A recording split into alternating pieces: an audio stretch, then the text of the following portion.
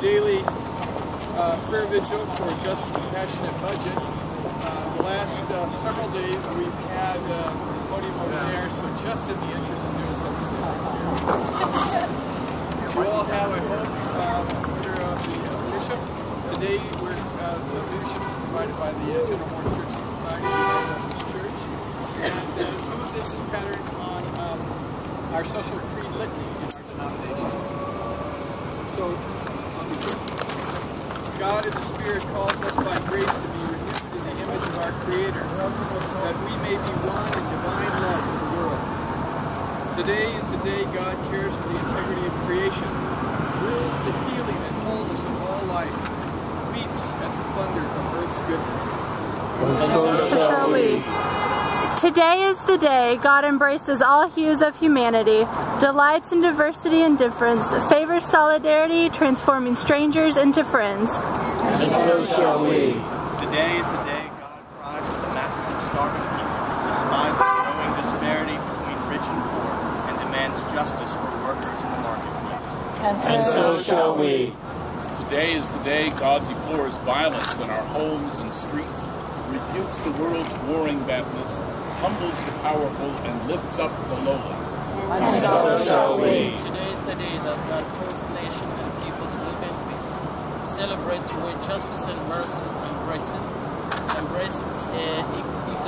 where the world praises with the land. And so shall we. Today is the day God brings good news to the poor, proclaims release to the captives, gives sight to the blind, and sets the oppressed free. And so shall we. Loving and compassionate God, today we are indeed called to bring good news to the poor, to stand with those whose cries too often go unheard in the halls of power. Together we pray that justice and compassion might enter into the hearts and minds of our elected leaders. God, you have entrusted to our care an amazing and abundant creation. Help us to challenge those who peddle notions of false scarcity, pitting neighbor against neighbor, and who worship at the altar of individualism that is contrary to your call for community. Instead, give us courage to embrace your economy of abundance and strive for a just community where all have the opportunity to live fully into their potential and share in the plenty that you have provided. We are now going to enter into a time of prayers of the people. The leadership will be leading you with words, but we also want to include you. If you have specific names or groups of people that you would like to lift in prayer, we invite you to do that out loud or do that in your hearts as we join in times of silence. There will be a period where you're welcome to pray out loud and pray for the group that we Our nation's budget is a testament to our shared priorities, showing clearly who and what we value as a people. We recognize and affirm the vital role of governments in ordering society and enabling us to do together that which none of us could do alone. The burdens and benefits of our common life together must be shared among us, and our laws must serve to overcome inequalities and not institutionalize them.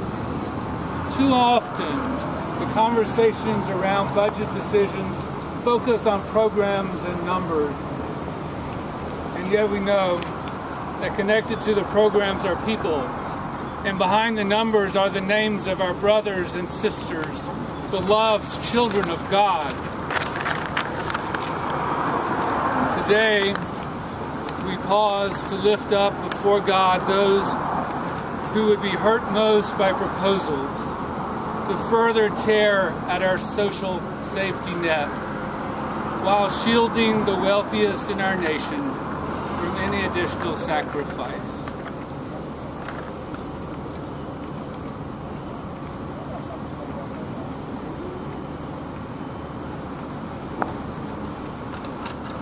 For all those who hunger, we pray. God, we give thanks for the work and ministry of our brothers and sisters who give food to those who hunger. We also give thanks for hands and hearts of those whom you have moved to enact programs such as the Supplemental Nutrition Assistance Program and other vital anti-hunger programs, which help keep over 40 million people in the U.S. from going hungry. For all those who seek employment, let us pray. God, we lift your care the millions of our brothers and sisters who are unemployed and unemployed. You know the name of each of the 14.1 millions of brothers and sisters who are looking for work. Today, especially, we ask you to give comfort and strength to 6.3 million who have been unemployed for 27 weeks or more, and I pray our elected leaders to take action to alleviate their suffering. For all those who are suffering illness, we pray. God, we ask that your healing presence be with those whose health is ailing. We give thanks for doctors, nurses, family members, and all who comfort the sick. We pray that our elected leaders will have courage to protect critical health programs, such as Medicaid, from budget cuts, and strengthen global efforts to eradicate pandemic diseases such as HIV/AIDS, tuberculosis, and malaria. For all children, we pray. God would grieve the fact that every 32 seconds a child is born into poverty in the United States. Help us remain vigilant in our efforts to secure a safe and healthy future for all your children. For all those struggling with poverty, we pray. God, we have so mismanaged your great abundance that we now live in a world where over 1.4 billion of our global neighbors live in extreme poverty. Help our elected leaders construct pathways to shared prosperity where all your children can live lives of dignity and hope. Gracious and merciful God, hear our prayers. We know that you are already at work in places of deep suffering in the world. Strengthen our courage and the courage of our elected leaders to meet you there and join in creating the just world you envision. May the budget decisions being made reflect the particular concern we show for those on the margins of society, placing them at the center of our shared vision for a just and compassionate budget. Amen. Can we continue in a moment of silence? And if you have a name or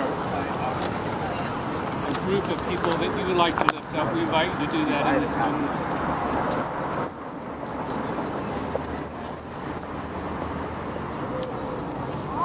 Lord, I pray for mothers and children suffering hunger in rural communities across this country.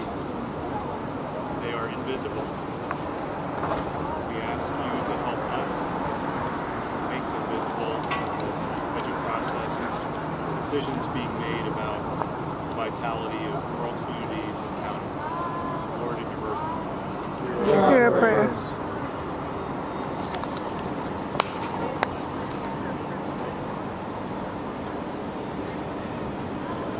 God, I pray for Al and Diane and their family who've been almost 2 years without work and looking for work.